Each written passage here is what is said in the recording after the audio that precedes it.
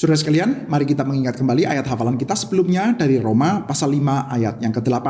Akan tetapi Allah menunjukkan kasih-Nya kepada kita oleh karena Kristus telah mati bagi kita ketika kita masih berdosa. Saudara, kita mengingat bahwa Paulus menyatakan bahwa kita itu memiliki pengharapan dan pengharapan kita tidak akan mengecewakan. Ketika kita mengalami kesengsaraan, kesulitan, kita tidak takut. Itu justru akan menimbulkan tahan uji yang akan semakin menyatakan pengharapan kita. Dan pengharapan kita adalah pengharapan yang kukuh, yang tidak mungkin mengecewakan, tidak mungkin meleset. Kok bisa? Karena Kristus itu telah mati bagi kita. Bahkan ketika kita itu masih adalah seteru. Paulus sempat menyatakan, saudara, bahwa untuk orang-orang baik, ada orang yang bisa mati. Untuk orang-orang benar, sedikit sekali orang yang mau berkorban. Ya, betul ya. Kita tahu ya bahwa kita sulit ya untuk bisa berkorban untuk orang benar. Kalau orangnya baik ya mungkin oke lah, baik bagi kita. Tapi untuk urusan kebenaran, urusannya lebih minim, sudah. Tetapi sudah, untuk mati bagi orang berdosa, mati bagi seteru, itu hampir tidak bisa kita jumpai dimanapun saja. Kecuali dalam satu, yaitu bahwa Kristus itu mengasihi kita. Kristus telah mati bagi kita, menyerahkan hidupnya bagi kita ketika kita masih berdosa. Oleh karena itu sekarang kita memiliki pengharapan yang sangat kukuh bagi kita yang sudah dibenarkan, sudah diselamatkan. Pastilah keselamatan kita itu akan kukuh. Oleh karena itu pengharapan kita tidak mungkin mengecewakan.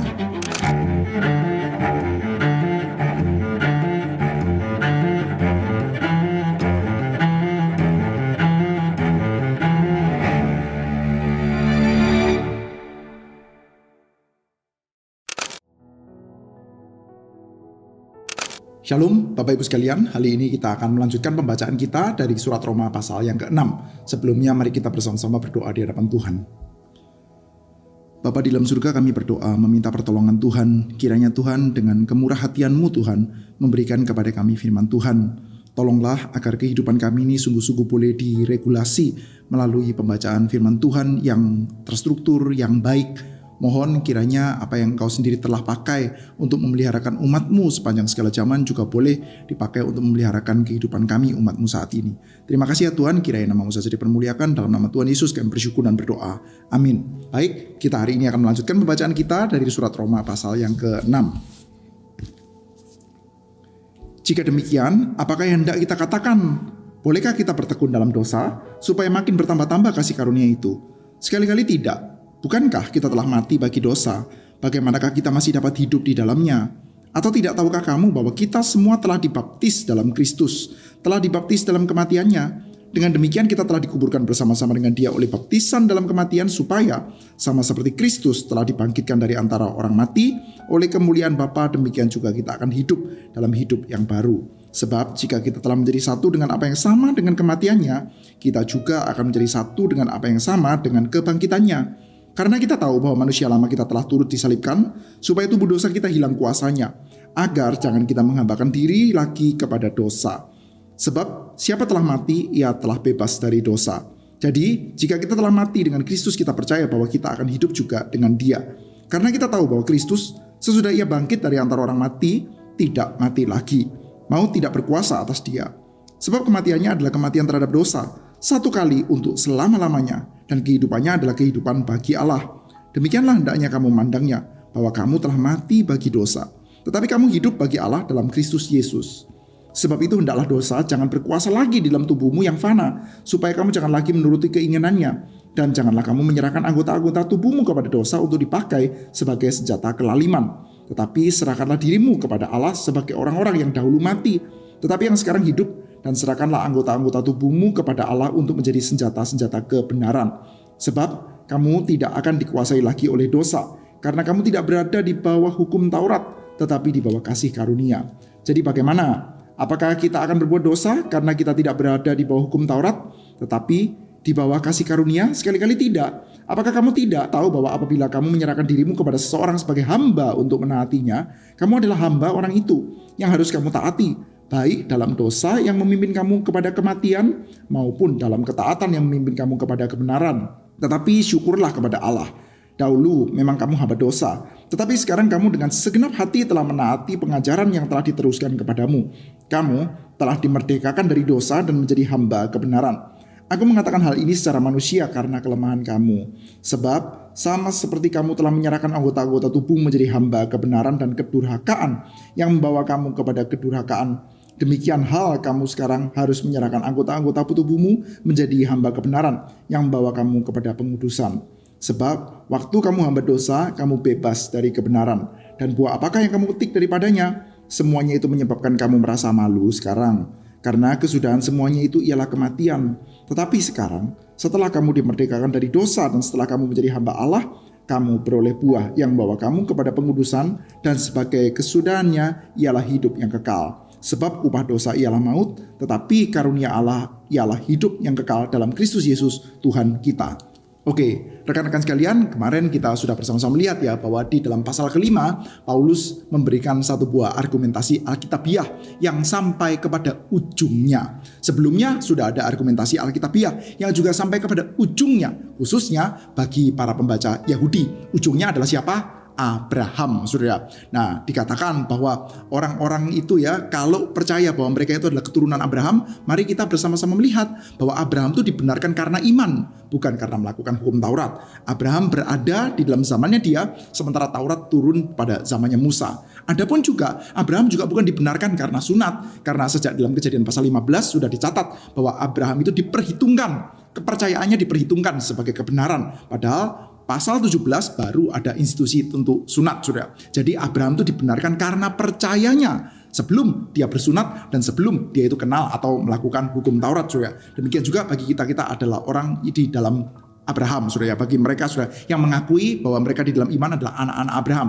Tetapi, saudara, rupanya ada argumentasi Alkitabiah yang lebih ujung lagi, yaitu antara Adam dengan Kristus, saudara. Nah, ini adalah kepala dari semua umat manusia. Nah, Paulus menyatakan bahwa Adam adalah kepala. Semua manusia itu ada di dalam Adam. Dan kalau kita mengingat, karena dosa dan pelanggaran satu orang, maka dosa itu menjalar kepada semua orang. Dan kita melihat ya, semua orang adalah orang berdosa di dalam Adam. Dan kita melihat betapa kuatnya, betapa besarnya dampak dosa. Lalu Paulus mengatakan bahwa di dalam Kristus kita mendapati yang lebih-lebih lagi, yang lebih hebat lagi, yaitu kuasa penyelamatan di dalam Kristus Yesus. Kalau di dalam Adam dosa menginfeksi seluruh dunia, maka di dalam Kristus bagi setiap orang yang percaya pada dia, maka kebenaran yang akan menginfeksi seluruhnya, saudara. Bagi siapa di dalam Kristus, maka mereka boleh beroleh kepercayaan bahwa mereka pasti akan diselamatkan. Nah, kita mendapati sudah Paulus membuat pembandingan bahwa dosa itu tidak sebanding dengan anugerah. Dosa itu kuat, dosa itu kuat. Dosa menakutkan, dosa sangat menakutkan, dan kita mesti sangat berhati-hati. Namun bagi kita yang di dalam Kristus, saudara, kita mendapati bahwa dosa yang sangat kuat itu ternyata tidak ditujukan untuk menakut-nakuti kita, saudara. Kita, orang-orang Kristen, patut untuk waspada terhadap dosa. Tidak boleh meremehkan dosa, karena dosa itu memang dampaknya kuat dan sangat dahsyat. Bisa membuat orang itu desperate, bisa membuat orang itu hopeless. Bahkan, saudara, apa yang diketahui oleh orang Yahudi sebagai sangat luar biasa, yaitu Taurat, saudara. Satu hal yang sangat luar biasa, Taurat ternyata tidak mampu untuk membebaskan mereka dari dosa. Dosa adalah hal yang sangat menakutkan, saudara. Dan kita tahu, saudara, banyak ya orang itu yang di dalam kehidupannya itu bisa diteror, saudara, terhadap dosa. Susah sekali untuk memaafkan diri sendiri, saudara. Karena apa? Karena memang dosa itu terrorizing, dan iblis akan senantiasa memakai dosa untuk menteror kehidupan umat percaya. Kamu sudah berdosa, kamu sulit untuk diterima oleh Tuhan, kamu tidak mungkin diterima oleh Tuhan. Tapi dalam pasal 5 Paulus sudah menjelaskan, saudara, bahwa kasih karunia tidak berimbangan dengan dosa. Kuasa Kristus itu akan melampaui kuasa dosa, saudara. Maka justru, saudara, ketika semakin kita itu kenal dosa-dosa kita tidak dibawa untuk semakin desperate. Kita hancur hati, iya, tapi tidak desperate, saudara. Sedih yang luar biasa tidak sama dengan desperate. Orang-orang Kristen, saudara, yang mengenal Kristus dengan baik, mengenal Allah dengan sungguh-sungguh, akan menyadari betapa besarnya dosa kita. Particularly orang-orang Yahudi yang punya Taurat, mereka harusnya makin menyadari lagi betapa dosa itu luar biasa. Tidak ada di dalam sisi kehidupan kita, khususnya kita orang-orang reform ya, yang percaya adanya total depravity, saudara. Kita percaya bahwa kita itu adalah orang-orang yang rusak dalam semua aspeknya. Pikiran kita ada dosanya, kehendak kita ada dosanya, kelakuan-kelakuan kita banyak sekali dosanya. Dalam semua aspek kehidupan kita sudah tercemar oleh dosa. Lalu, saudara, kalau orang-orang yang tidak kenal Kristus ketika menyadari dosa ini, maka mereka akan hopeless. Kita akan mengatakan, aduh sulit ya. Tetapi, saudara, bagi orang di dalam Kristus, makin banyak kita mengenal dosa, Sedih? Ya, kita sedih. Kita itu merasa menyesali dosa-dosa kita. Namun saudara, hal itu tidak membawa kita desperate. Kenapa? Karena justru semakin banyak dosa membuat kita tuh semakin bisa melihat anugerah Tuhan. Nah, itu kunci yang sangat penting saudara di dalam pasal yang kelima saudara. Makin limpah-limpah kita menyadari dosa kita, makin limpah-limpah saja kita melihat kasih karunia Tuhan. Karena kasih karunia tidak berimbangan dengan dosa. Kasih karunia Kristus itu dikatakan oleh Paulus ya, lebih benar lagi, lebih besar kuasanya. Yang kita mesti taruh perhatian lebih serius adalah pada kasih karunia Kristus. Jadi di dalam kehidupan kita, orang-orang percaya saudara, kita perlu untuk memandang dosa secara serius saudara. Di dalam khotbah-khotbah gereja, di dalam percakapan-percakapan, dosa mesti dikhotbahkan secara sangat serius sebagai satu hal yang memang infectious dan berbahaya sekali. Dosa satu orang menyebabkan seluruh dunia itu tercemar di dalam dosa. Tetapi saudara, tidak boleh berhenti sampai di sana. Setan bisa accuse kita akan dosa. Namun saudara, di dalam Injil, di dalam Kristus, kita mendapati makin banyaknya dosa, makin banyaknya kemampuan kita untuk menyaksikan dosa, maka makin dimungkinkan juga bagi kita untuk melihat betapa besarnya anugerah Tuhan. Lalu saudara, Paulus sekali lagi saudara, di dalam bagian ini ya, ini memang metode percakapan dia, meskipun mungkin juga ada lawan-lawan aktual saudara yang mulai mempertanyakan, oh kalau gitu ya udah berdosa aja yang banyak. Kan kita itu percaya kepada kasih karunia Tuhan. Makin banyak kamu melihat dosa, makin sadar dosa-dosamu banyak, makin kamu bisa brag, makin kamu bisa bermegah ya, membanggakan diri karena anugerah saudara. Saudara, kalau kita itu ya bercerita tentang anugerah Tuhan yang besar, kita bisa menceritakan dosa kita tanpa harus menjadi bangga terhadap dosa kita saudara. Jadi saya adalah orang yang sangat berdosa, kita menceritakan dosa kita banyak, tetapi kasih karunia Tuhan melampaui itu. Makin banyak dosa kita, makin besar kita bisa menceritakan anugerah Tuhan. Kalau gitu gimana? Kalau gitu jadi kita berdosa aja yang banyak dong, supaya kasih karunia makin limpah-limpah saudara. Nah, ini adalah metode bicaranya Paulus saudara, metode percakapan Paulus. Mungkin tidak langsung di antara jemaat ada yang seperti ini, namun saudara, tuduhan-tuduhan seperti itu adalah tuduhan-tuduhan yang quite real ya, sangat mungkin terjadi. Mungkin khususnya dari pihak-pihak Yahudi atau Judaizer saudara.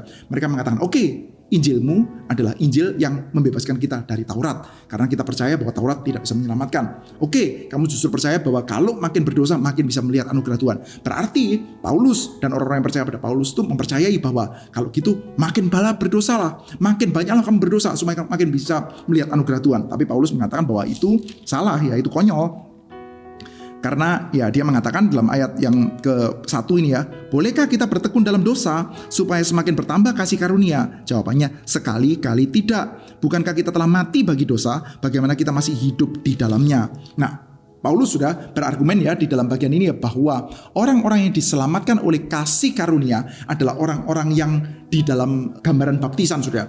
Orang-orang yang sudah dibaptiskan, yang sudah menjadi sekutu di dalam Kristus, dipersatukan dengan Kristus. Tentu bukan upacara baptisannya yang mempersatukan kita dengan Kristus sudah, tetapi sudah bagi orang percaya yang sudah mengakui imannya di dalam Kristus, orang-orang yang sudah dibaptis ya, mereka orang Kristen ya. Kita semua kan juga umumnya seperti itu sudah. Ketika kita percaya pada Tuhan Yesus, maka kita menyerahkan diri kita untuk dibaptis sudah. Dan ketika kita dibaptiskan, kita mengakui di hadapan umum dan kita tahu sudah bahwa kita itu dipersatukan di dalam Kristus. Bagi setiap kita yang dipersatukan dalam Kristus, itu artinya apa sih? Artinya kita dipersatukan dengan Dia di dalam kematiannya dan dipersatukan dengan Dia di dalam kebangkitannya.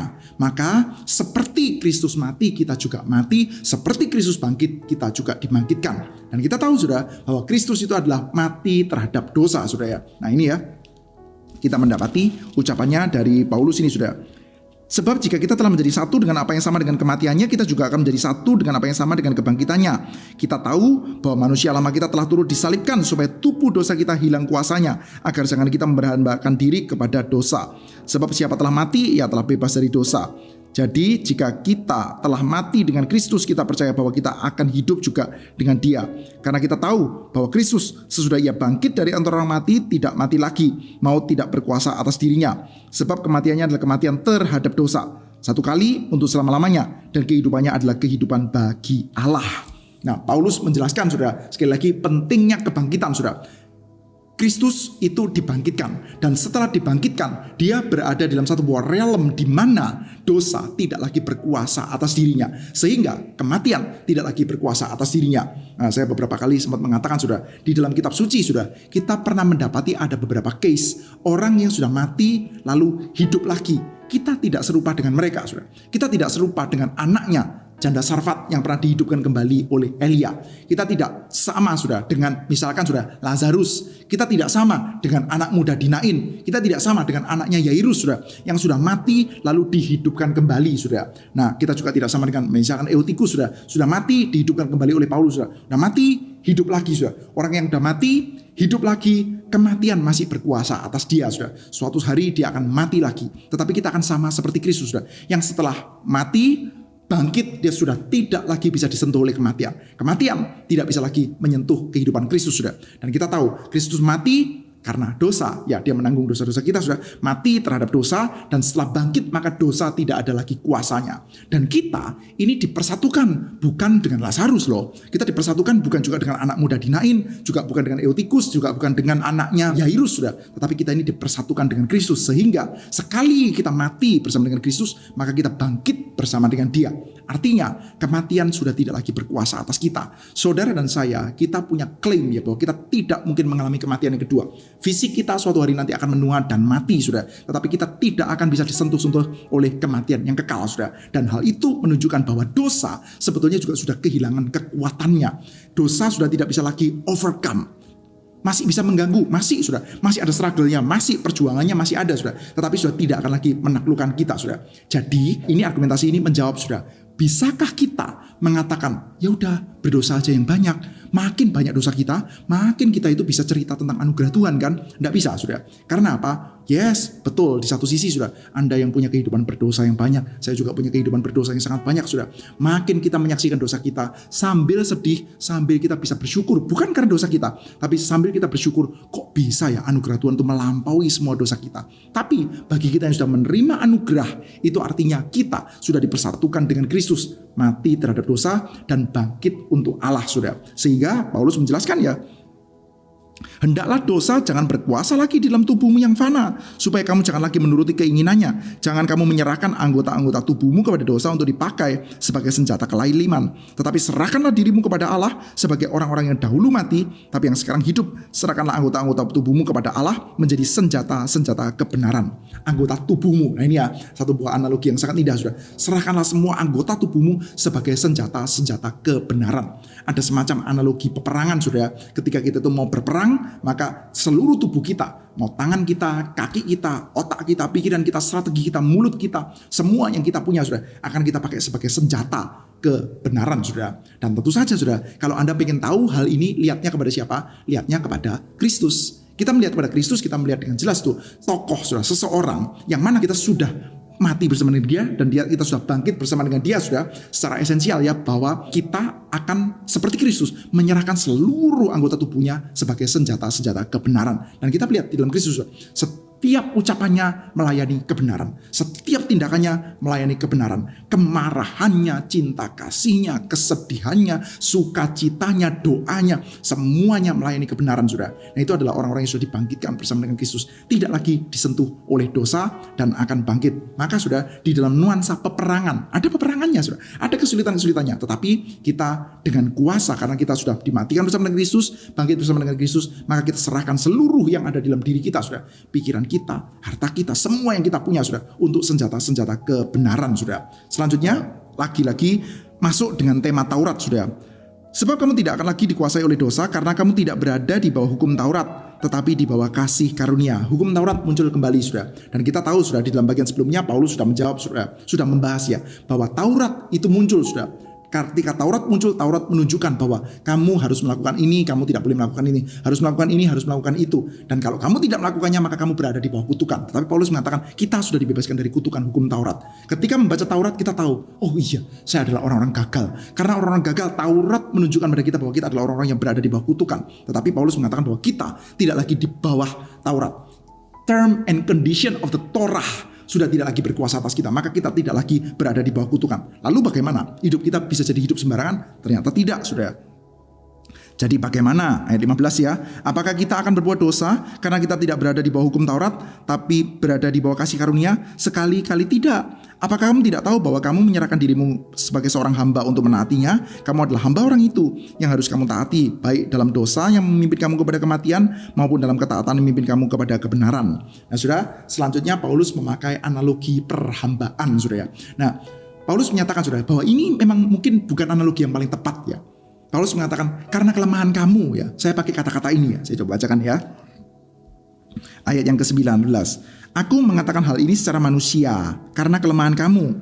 Sebab sama seperti kamu telah menyerahkan anggota-anggota tubuhmu menjadi hamba kecemaran dan kedurhakaan yang membawa kamu kepada kedurhakaan, demikian juga kamu harus menyerahkan anggota-anggota tubuhmu menjadi hamba kebenaran yang membawa kamu kepada pengudusan. Ini menarik saudara. Paulus di satu sisi mengakui ya, ini mungkin bukan analogi yang paling tepat ya, kepengikutan kita kepada Tuhan, bahwa kita itu sudah dimatikan bersama dengan Kristus, bangkit bersama dengan Kristus, dengan kuasa kemenangan yang tidak mungkin lagi dikuasai oleh dosa. Bisa berperang, bisa, tapi tidak lagi dikuasai dan ditundukkan oleh dosa, tidak lagi ditundukkan oleh kematian kekal. Seperti halnya Kristus yang setelah bangkit dia tidak mati lagi. Maka kita akan menjadi orang-orang yang mengikuti Bapa seperti Kristus mengikuti Bapa. Apakah analogi yang tepat untuk mengatakan hal ini sudah? Paulus mengatakan perhambaan itu bukan analogi yang paling mewakili, bukan analogi yang paling tepat. Tetapi karena kelemahan-kelemahan kita, maka perlulah kita itu untuk menyadari hal ini. Kenapa kita mesti mengikuti Tuhan? Karena harus. Kok bisa harus? Lalu kita hamba kok. Kita tuh hamba. Kita adalah hamba-hamba kebenaran. Kalau hamba itu suka nggak suka, kita akan mengikuti dia. Ini bukan permasalahan selera, tapi kita adalah hamba. Saat ini sudah tidak ada institusi perbudakan. Saudara dan saya nggak ada yang betul-betul pernah encounter sendiri dalam kehidupan kita institusi perbudakan ya. Kita nggak kenal itu sudah. Kita kenalnya ya karyawan gitu sudah. Tetapi sudah kalau pakai analogi karyawan saja sudah tahu sudah. Karyawan itu masuk. Karyawan itu bekerja, karyawan itu membuat laporan seringkali bukan karena dia itu senang. Karena apa? Karena harus. Sudah kalau tanya kepada saya sudah ya, menjalankan tugas-tugas saya sebagai hamba Tuhan sekalipun sudah banyak diantaranya ya. Kalau ditanya ya pergi ke kantor lah, persiapan khotbah lah, membaca buku lah dan lain sebagainya sudah. Kalau ditanya sudah, apakah saya itu sangat enjoy dan bergairah di dalam melakukan semua hal itu sudah? Seringkali during melakukannya saya penuh sukacita. Ketika melakukannya, ketika membaca itu senang sudah ya. Tetapi sudah alasan apa terutama saya melakukannya sudah? Jawaban yang paling simpelnya harus sudah. Sudah mungkin mulai kecewa. Ya hamba Tuhan kok seperti itu sudah. Well saya sendiri mungkin juga agak kecewa ya terhadap diri saya sendiri ya. Kok bisa ya? Andai ya saya tidak ada keharusan ini dan itu ya. Apakah saya akan baca? Apakah saya akan menghabiskan waktu yang sama untuk persiapan? Apakah saya akan menghabiskan waktu yang sama untuk membaca, memperlengkapi diri? Mungkin tidak sudah. Sangat besar kemungkinannya tidak sudah. Ya kok begitu? Anda mungkin kecewa terhadap saya pun kecewa terhadap saya sudah. Tetapi itulah faktanya sudah. Kita adalah orang-orang lemah. Mungkin Anda tidak selemah itu sudah. Tapi saya selemah itu sudah. Dan Paulus menyadari sebagian besar orang sudah. Termasuk yang membaca surat Roma adalah orang-orang lemah. Maka Paulus mengatakan, aku berkata kepadamu sesuai dengan kelemahan ya. Pakai analogi manusia. Ini mirip seperti perhambaan. Kenapa kita mesti menyerahkan seluruh anggota tubuh kita untuk kemuliaan Tuhan? Karena dia adalah Tuhan dan kita adalah hamba. Ini bukan analogi yang paling tepat. Kita tahu ya ada banyak analogi yang lain sudah. Kita itu juga disebut sebagai tubuhnya Kristus. Kita juga disebut sebagai mempelai wanitanya Kristus. Kita juga sebagai anak-anak dari Bapa sudah. Nah itu adalah hal-hal yang ucapan-ucapan yang sangat variatif sudah. Memiliki maknanya sendiri-sendiri sudah. Tetapi sudah kita tahu sudah bahwa kita itu punya kelemahan sudah. Jadi adalah baik untuk kita juga mengenal berdasarkan kelemahan kita ya. Bahwa kita itu adalah hamba. Hamba itu harus saja mengikuti tuannya. Apakah kita juga adalah anak? Ya. Apakah kita semestinya penuh sukacita mengikuti dia? Ya sudah. Tetapi sudah seringkali ketika kita tidak bisa gimana? Hari ini saya nggak mood. Hari ini saya kurang sukacita untuk mengikuti Tuhan. Ya sudah nggak usah ikut juga. Nggak bisa sudah. Karena kita adalah hamba sudah. Hamba itu suka nggak suka ya mesti mengikuti dia sudah. Lalu dilanjutkan sudah. Sebab waktu kamu hamba dosa, kamu bebas dari kebenaran dan buah apakah yang kamu petik daripadanya? Semuanya itu menyebabkan kamu merasa malu sekarang. Karena kesudahan semuanya itu ialah kematian. Nah sudah orang yang disucikan ya. Ketika dia itu mengingat ya, pada waktu saya itu masih di bawah dominion, masih di bawah kuasa dari dosa. Saya cuma bisa melakukan hal-hal yang kalau ditilik ya dari kacamata orang-orang yang mencintai Tuhan, malu saya, malu.